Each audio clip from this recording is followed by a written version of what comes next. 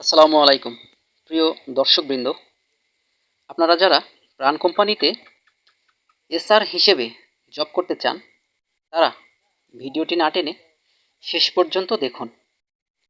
আজকের এই ভিডিওতে প্রাণ কোম্পানিতে এসআর হিসেবে জব করার জন্য কি কি প্রস্তুতির প্রয়োজন এই বিষয়ে বিস্তারিত বলবো। তো প্রিয় ভাইয়েরা, আপনারা যারা প্রাণ কোম্পানিতে এসআর পদে চাকরি করতে চান, প্রথমেই তাদেরকে বলে রাখি, আপনারা পরীক্ষা দেওয়ার জন্য নাটোরের আমজাদ খান মেমোরিয়াল হসপিটালে যাবেন। এইখানে প্রতি মাসের 15 তারিখে লিখিত পরীক্ষা নেওয়া হয়।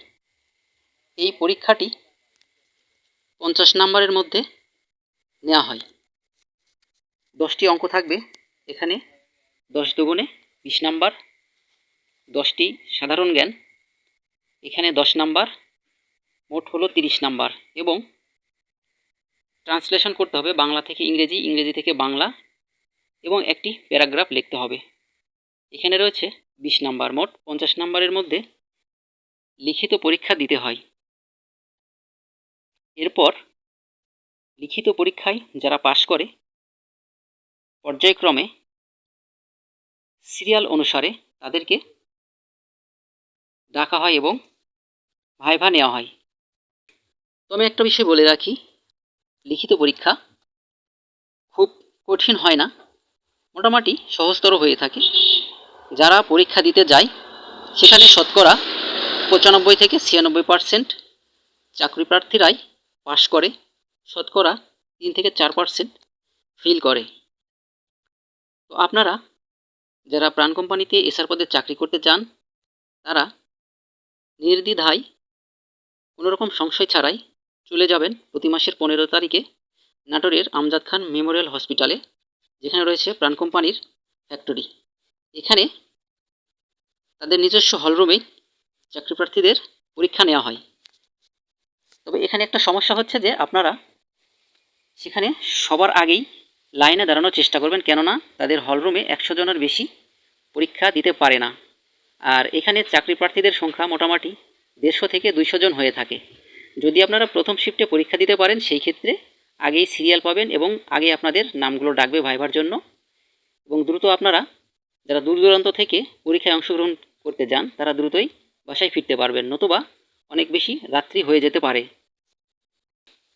আরও একটা বিষয় স্পষ্ট করে বলে রাখি যে এখানে যারা পরীক্ষা দিতে যান, মোট 2 শ্রেণীর লোক পরীক্ষা দিতে যান। এক, কোনো রকম রেফারেন্স বা সুপারিশ ছাড়াই পরীক্ষা দিতে যায়। আবার অধিকাংশই বিভিন্ন গ্রুপের টিএসএমদের সুপারিশ নিয়ে পরীক্ষা দিতে যায়। তো যারা বিভিন্ন গ্রুপের টিএসএমদের সুপারিশ নিয়ে পরীক্ষা দিতে যায়, তাদের চাকরি মোটামুটি নিশ্চিত বলা যায় 99%। আর যারা কোনো রকম সুপারিশ নিয়ে পরীক্ষা দিতে যায় না, তাদেরও চাকরি হয়।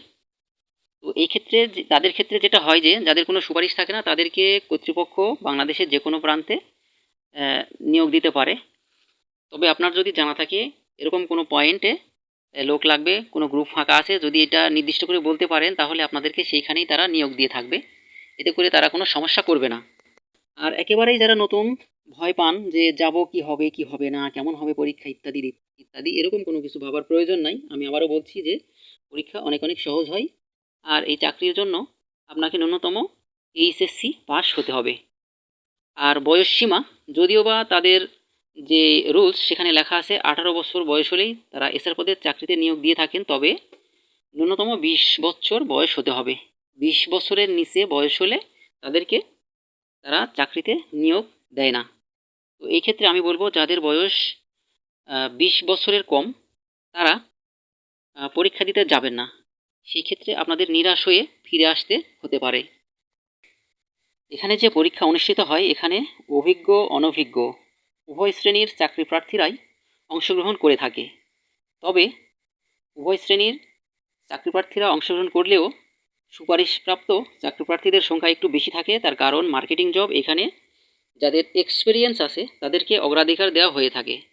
তবে একদম নতুন যারা, তারা কোনো রকম চিন্তা করবেন না, নতুনদেরও প্রাণ কোম্পানির কর্তৃপক্ষ নিরাশ করেন না।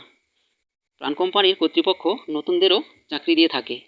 তা আপনি যদি শিক্ষিত হন, ন্যূনতম এইচএসসি পাস হন, তাহলে নির্দ্বিধায় আপনারা নাটোরে পরীক্ষা দিতে চলে আসবেন। আবারও বলছি, প্রতি মাসের 15 তারিখে নাটোরে পরীক্ষা অনুষ্ঠিত হয়। এছাড়াও উত্তরবঙ্গের বগুড়াতেও আপনারা পরীক্ষা দেওয়ার সুযোগ পাবেন।